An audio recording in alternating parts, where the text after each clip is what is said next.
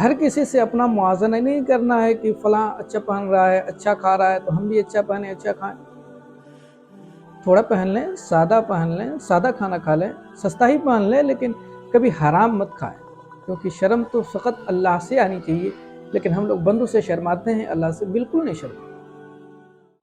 لمبا دھاگا اور لمبی زبان ہمیشہ الجھ جاتے ہیں، اس لیے دھاگا لپیٹ کر رکھیں اور زبان سمیٹ کر رکھیں۔